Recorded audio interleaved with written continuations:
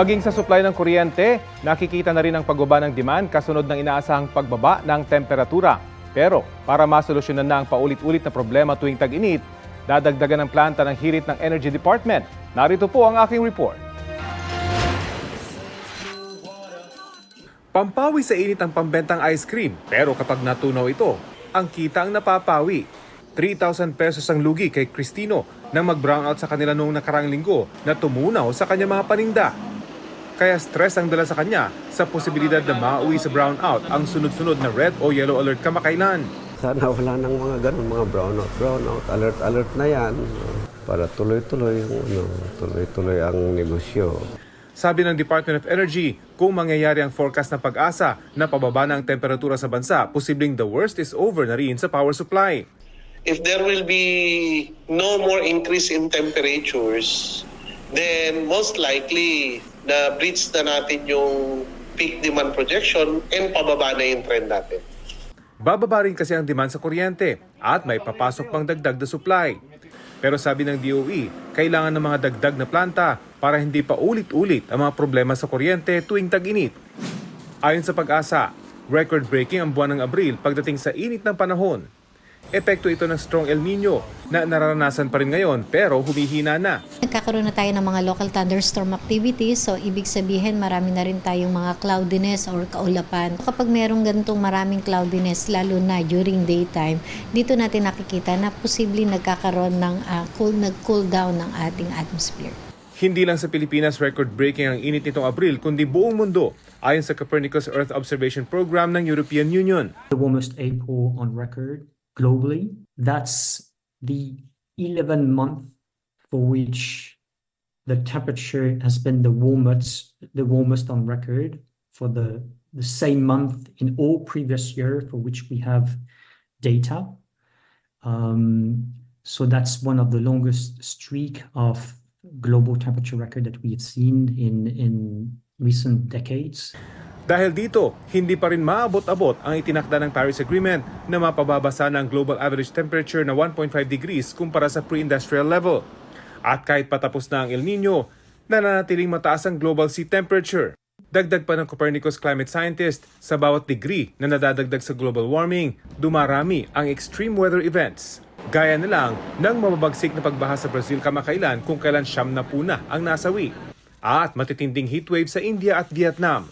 Sa ngayon, hindi na raw magtugma ang mga climate models na ginagamit ng mga climate scientists kung matutuloy ba ang inaasahang La Nina o magiging neutral ito pagkatapos ng El Nino. Impormasyong mahalagang malaman dahil nakasalalay dito kung ano ang kailangan nating paghandaan. Nasa mahigit 60 pasyenteng gustong magpabakuna kontra rabies ang maagang dumagsa sa San Lazaro Hospital sa Maynila. Ikinabahala raw kasi nila ang posibilidad na sila'y maimpeksyon matapos makalmot o madilaan ng alagang hayop ang kanilang sugat. Sa tala po ng ospital, umaabot sa mahigit 3,000 ang pumipila para sa libreng rabies vaccine kada araw. Batay po sa datos ng Department of Health, halos 70 kaso ng human rabies ang naitala mula January 1 hanggang March 16. Mas mababa po yan ng 2% kumpara sa parehas na panahon noong nakaraang taon. Mapanganib at nakamamatay po ang makagat ng hayop na may rabies. Kaya paalala po ng department sa mga pet owners, pabakunahan po ng anti-rabies ang mga alagang hayop. Kung makagat man ng aso o pusang may rabies, hugasan po ang sugat at magpabakuna ng anti-rabies. Magtungo rin po sa pinakamalapit na health center o ospital kahit walang nararamdamang sintomas. Certified kapuso pa rin si Primetime King Dingdong Dantes. Live nakuha yan sa ongoing contract signing ni Dingdong na kasabay ng Dingdong Dantes Kapuso Day. For 26 years now, dedicated pa rin si Dong as a Kapuso star. Present sa pirmahan ng kontrata si GMA Network Chairman Attorney Felipe L. Gozon, President and CEO Gilberto R. Duavit Jr., EVP and CFO Felipe S. Yalong. Present din si SVP for Entertainment Group Lilibet G. Razonable. Naroon din ngayon ang iba pang Kapuso executives at si PPL Entertainment President and CEO Perry Lansigan.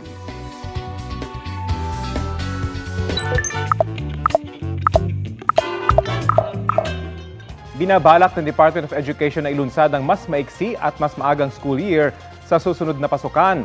Ayon kay Education Assistant Secretary Francis Bringas, July 29 ang target na simula ng klase. Mababawasan din ng 15 araw ang academic year mula sa 180 ay magiging 165 school days. Ang hakbang na ito ng DepEd kasunod ng mungkahi ng kagawaran kay Pangulong Bongbong Marcos na bumalik na sa traditional school calendar na June hanggang March sa 2025. Tinitiyak din daw ng DepEd na hindi madadagdagan o magkakaroon ng additional learning loss sa mga estudyante kahit mas kaunti ang school days. 5 baril ang isinuko sa pulisya ng kampo ni Kingdom of Jesus Christ leader Pastor Apollo Kibuloy. Kasunod po yan ang pag-revoke ng PNP sa kanyang lisensya para magmay-ari at mag-operate ng armas. Ayon sa PNP, isinuko ang mga armas noong May 2. Una nang sinabi ng PNP na 19 na baril ang nakarehistro sa pangalan ni Kibuloy. Sabi ng kampo ni Kibuloy, ang 14 ay nailipat na noon sa pangalan ng ibang tao. Wanted ang pastor dahil sa 2 arrest warrants kaugnay sa kinakaharap niyang human trafficking at child abuse cases. Dati nang itinanggi ni Kibuloy ang mga alegasyon laban sa kanya. Pinalubog ang isang lumang barko sa dagat ng Lawag, Ilocos Norte bilang bahagi ng balikatan exercises ngayong taon. Sa live fire exercises ng Pilipinas, Amerika pati na rin ng Australia, ilang beses tinarget ng mga missile ang BRP Lake Caliraya. Pagsasana ito para paghandaan daw at mapigilan ang mga barko ng kalaban na dadaong sa Pilipinas. Itong Abril, binatikos ng isang Chinese newspaper ang nakatakdang pagpapalubog sa balikatan ng isang barkong gawa o mano sa China. Hindi ito direktang kinumpirma ng AFP. Pero sakaling made in China nga, purely coincidental lang daw ito.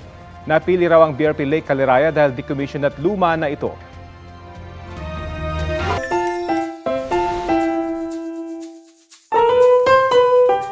Marami sa mga artists inspired ang mga obra sa iba't ibang experiences sa buhay. Ang bida nating kiddie singer from Bulacan humugot ng inspirasyon sa init ng panahon. Sige nga, pakinggan natin. Ayoko mainit na panahon. Hindi ko alam kung bakit uwinit dito sa Pilipinas. Ayun na nga, awit talaga. Aawit ang damang init sa bansa. Kaya ang 3-year-old na si Miguel Santiago, idinaan na lamang sa pagkanta. Sariling komposisyon niya na inspired ng maalinsang ang panahon. Kwento ni Mommy Roxanne, bida raw talaga ang kanilang baby sa kantahan. Pero maging siya ay nagulat noon kung saan napulot ni Miguel ang lyrics. Instant hit sa netizens ang song na tungkol sa init. Mahigit 1.7 million na ang views niyan. Ang lyrics mo, Miguel, ay certified Trending! Pakainit Galing. talaga. Akalain mo, munting bata, di ba? Oo nga.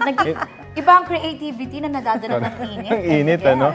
Pero hindi ako magtataka pagka kunin yan ng mga rapper. Oo. Di ba? Pwede i-incorporate yan eh. Pwede. Oo nga. Ayan. Ang Pwede. galing Abangan na. natin, abangan Invento natin. lang niya yung lyrics na Correct. yun. Na-inspire talaga siya sa sobrang init. O, tignan mo, Pero- kahit mainit ha. Tignan mo, panay-panay pa rin yung labas Oo niya nga. ha. Pero ang galing niya, talagang nagtataka siya, bakit ba mainit sa Pilipinas? Oo nga naman. Dapat may mag-explain sa kanya. Nasa Ayan. tropical area tayo. Miguel. Yes, very good, Miguel. Sana ay marami pang batang makapag-compose. At abangan natin yung kanyang mga susunod pang kanta. Ayun. Baka sa tag-ulan, meron Baka siya. meron din. Oo. Abangan natin yan. Kapuso, alamin ang maiinit na balita. Bisitahin at mag-subscribe sa GMA Integrated News sa YouTube. Sa mga kapuso abroad, samahan nyo kami sa GMA Pinoy TV at sa www.gmanews.tv.